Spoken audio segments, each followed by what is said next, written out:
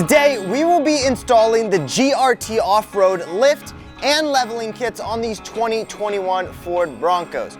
Pumbaa here will be getting the full lift kit, while this white two-door will be getting the leveling kit. This process isn't super complicated, but it's a great way to give your Bronco a whole new stance.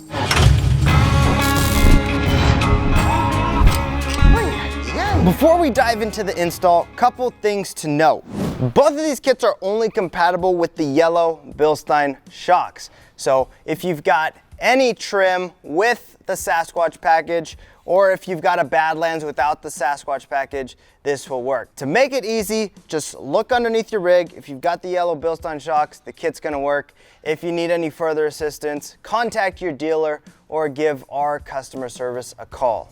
The next thing to note is the difference between each kit. The lift kit comes with 2 front collars and 2 rear collars. The front collars offer a 2¼ inch lift, while the rear collars offer an 1¼ inch lift. Essentially, this kit acts as a suspension lift and a leveling kit all in one. With the leveling kit, you get 2 front collars that provide an 1¼ inch of spacing for the front. The main difference between both kits is the lift kit is advertised to clear 37s with a +1 or 0 offset wheel, while the leveling kit is advertised to clear 35s with a +1 or 0 offset wheel. The last thing that we want to note is the purpose and functionality that a kit like this offers. This kit is beneficial to your suspension geometry as it keeps the overall length of the strut assembly in factory spec. Some kits that use a puck style spacer actually lengthen the overall strut assembly, which puts more severe angles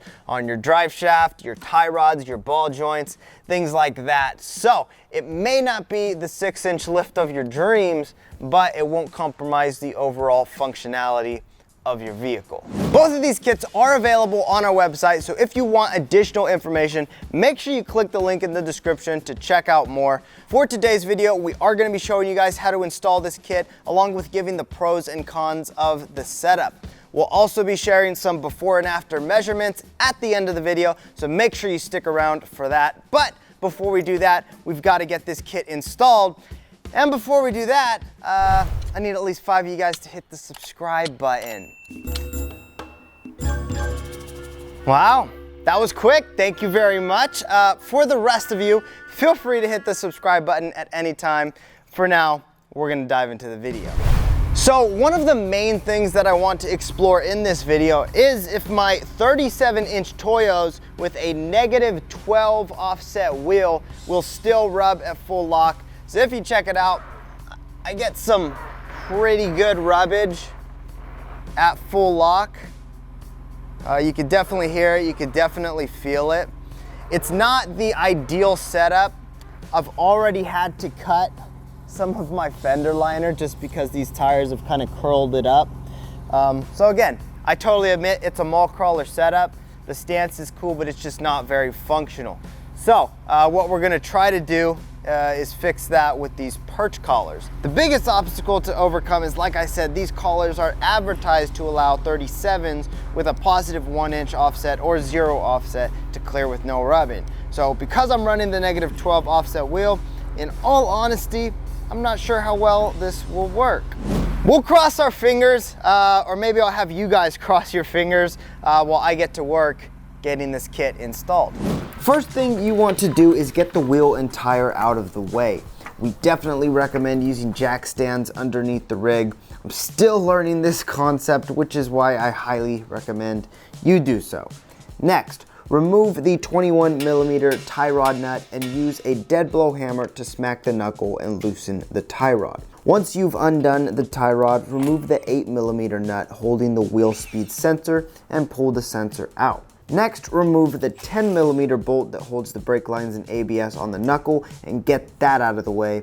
Side note is I like to screw every bolt or nut back in if I can to avoid losing it or forgetting where it came from. Now, remove both 18mm caliper bracket bolts. Once the caliper is loose, find a creative way to keep tension off the brake lines. I used a custom hanger to hold mine on the frame. It's a little redneck, but you can use a bunch of wire or a shoestring to hold the caliper as long as you know it's tight. Once your caliper is secure, pull the rotor off and remove the sway bar end length. Next, loosen the 36mm axle nut. This may take some persuading, so be patient. Once it's loose, leave it on flush with the threaded side of the axle, as you will need to smack this with a hammer in a minute. Before that, remove the 18mm bolt from the upper control arm, then tighten back on 5 to 10 turns and smack the knuckle with a dead blow hammer till the control arm breaks loose. And now the fun part. If you don't have a puller set, you'll have to settle for smacking the absolute mess out of your half shaft till it breaks loose.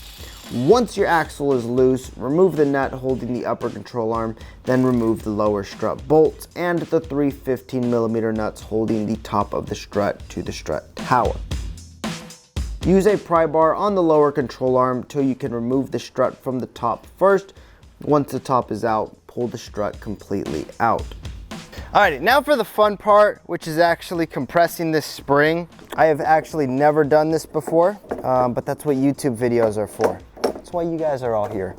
So, we purchased this super cheap spring compressor tool that you guys can get as well. All you have to do is get this thing attached, then crank it down all at the same time.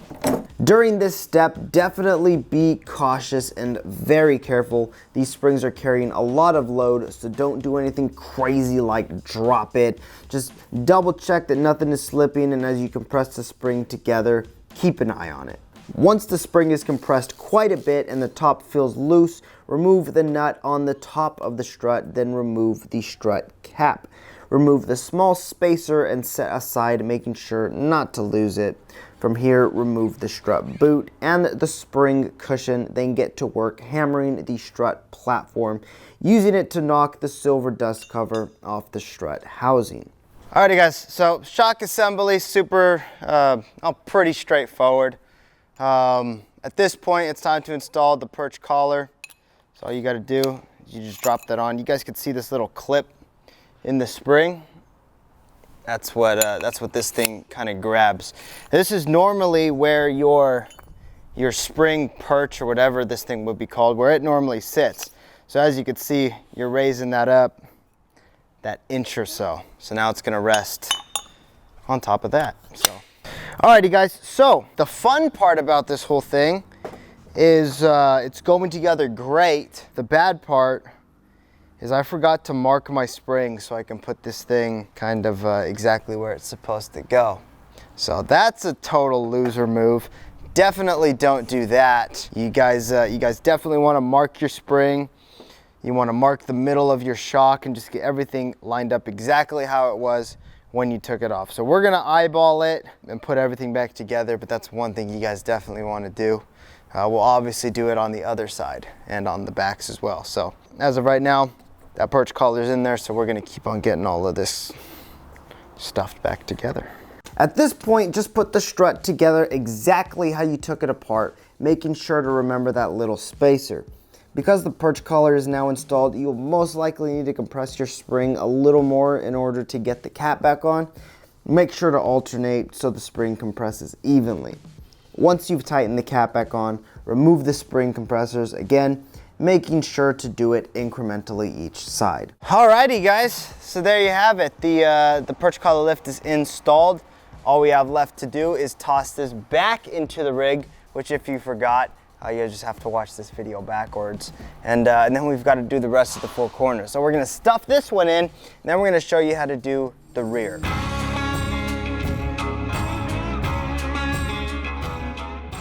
Alrighty folks, so we have got the perch collars installed on both sides of the front.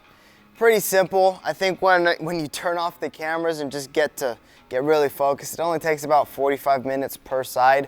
The rear is definitely a lot easier, so we're gonna jump into that and show you guys how to do that one right now. As always, first thing to do is remove the wheel and tire. Next, you want to remove your fender liner. If you're having trouble with the push screws, watch the video above for some hacks on getting them out. Also, make sure to use a floor jack. Again, I'm a terrible 23-year-old example of what not to do, but I'm going to do better in the future, I promise. With that said, remove the 3 15mm nuts from the top of the strut mount. Next, you have the fun task of removing the 27mm bolt from the bottom strut bracket. This thing was a monster to loosen up, but with a hammer and some leverage, I was finally able to break it loose. Now, they say you learn something new every day, and one thing I learned was, don't forget about gravity. Ta-da! Alrighty guys, so after you more gracefully get this strut out, it's pretty much the same process as in the front. You're gonna use your spring compressors, compress the spring, take the top off, yada, yada, yada, and drop the perch collar where it's supposed to go. So we'll do like a time lapse, but it's gonna be the same. And then once we get this thing buttoned back in, we'll show you guys some of those measurements and see what this thing actually did as far as the lift for this thing. So, for the sake of being repetitive, again, remember to take care when compressing your spring. That puppy is carrying a lot of energy, so definitely make sure to treat it with caution. Just forgot the most important part, folks.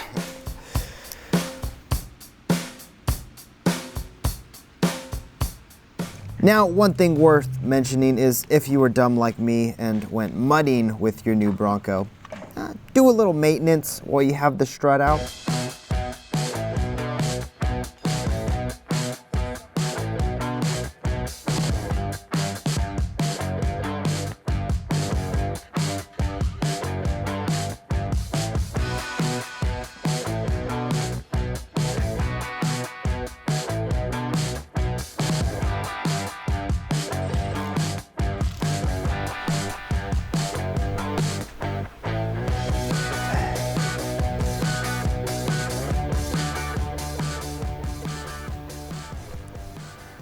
Beef. Beef. Beef. Well, folks, there you have it. The Perch Collar Lift Kit is installed, and a couple things we need to do. We need to test and see if this thing still rubs, and we need to get those measurements for you guys, see if we actually did in fact get some of that lift. So I'm gonna grab a tape measure, and the last thing we're gonna do is test and see if it rubs. So, alrighty folks, so I picked some fixed parts on the body, on the frame, the tire to measure. So we're gonna get those, compare them to what I wrote down, and just kind of see where we're at. So if we go from the floor to the bottom body line in that general area, we were at 23 inches before, and now we are exactly on 24, maybe 24 and a quarter. Interesting. So about an inch of lift right there. Ooh, this one looks good. 21 3/4. Now I am at 23, maybe 5/8, close enough to 3/4. So that's 2 inches up here. So that's interesting. It raises the front of your Bronco a little bit more than on the other side of that tire, which I guess kind of makes sense if you're thinking about geometry and stuff like that. But as far as the tire clearance, I did take some measurements for that. I took from the back of the tire to the bottom wheel well. We're at 4 3/8, whereas before I was at 3 1/4. So we gained about an inch there, which is pretty sick. And the last measurement I took was the front of the bumper, kind of right in here, or I guess the back of the bumper, to the front of the tire. I had 4 1/2 before. Now I have got 5 1/2. Okay, so the first measurement we got in the back is from the floor to this bottom pinched part of the body. Right now we are at 22 inches, whereas before we were at 21 3/8.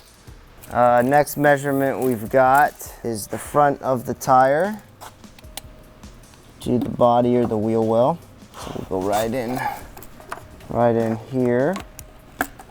We're at about 4 inches. Before we were at 3 5/8. So we gained about 1/4 of an inch of clearance in here. And then in the back, we're at 2 1/4 before. And now we are at 2 3/4. So we gained about 1/2 an inch of clearance in the back. So pretty sweet.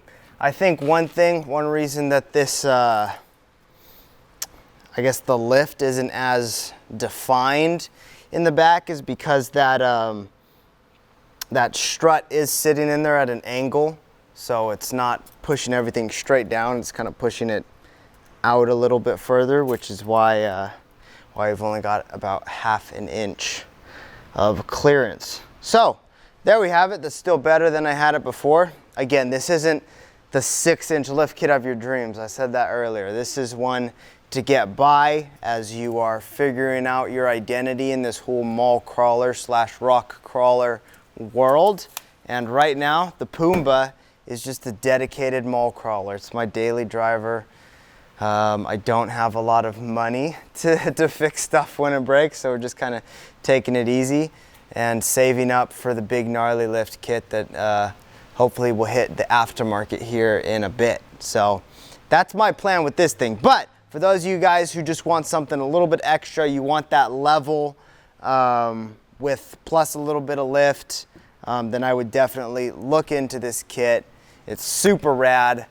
With that said, the moment that you guys have all been waiting for, the question that must be answered is, does this thing still rub? Let's find out.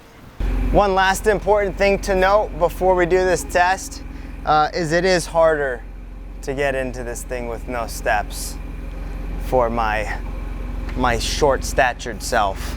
But that's just a freebie. That's a side note. Let's see what happens here, folks.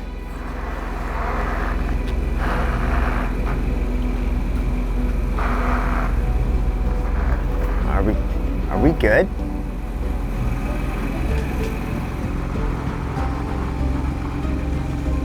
Is that full luck? Full luck. Oh, barely. Barely right in there. Let me see if I can hold this camera. As you can see, rubs barely right in there. Oh, ladies and gentlemen, there you have it. It looks like we are still, in fact, barely rubbing.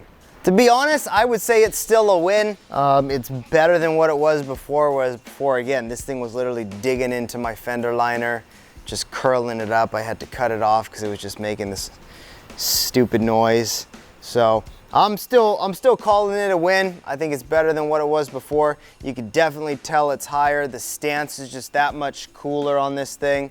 So I dig the kit. It's a little bit of work, but you know, it gives you guys some background into what actually makes these Broncos run. It was a good learning experience for me. So I had a blast.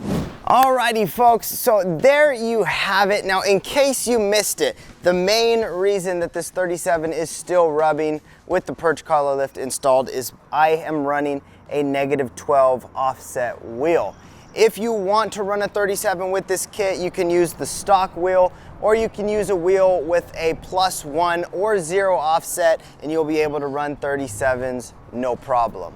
With that said, one of the main questions we get about this kit is there an increase or a decrease in ride quality? And the argument is that because you're adding preload to the spring, the suspension is gonna feel a little bit more stiff. And to that argument, I have been driving my Bronco around for the past 3 weeks with this kit installed, and I have experienced no decrease in ride quality. The only thing I've experienced is when I'm coming to a stop, the front doesn't nose down as much. So aside from that, there are really no differences aside from having to stretch a little bit more when I climb inside. So to answer your question, there is really no decrease in ride quality. The other question that we have been asked is, will the Bronco with this kit installed fit in your garage? Now, with most garage openings being around 7 feet tall, and with this Bronco on 37s, the highest point being here at the windshield, about 6'3", 4 inches, give or take, you should have no problems. But if I were you, I'd grab a tape measure, go out to your garage, measure it, see if it will work for you. But there you have it, guys. This was a super fun install to do. I definitely learned a lot. Go ahead and leave any more questions or comments down below, and make sure you check out this part in the description, along with all the other awesome products that we have available for the new Bronco. Make sure, if you're not subscribed already, to do so. Become one of the horsemen. We would love to have you. Make sure you guys like this video, share it with your friends, and with all of that being said, we will see you guys out there on the trail. Peace!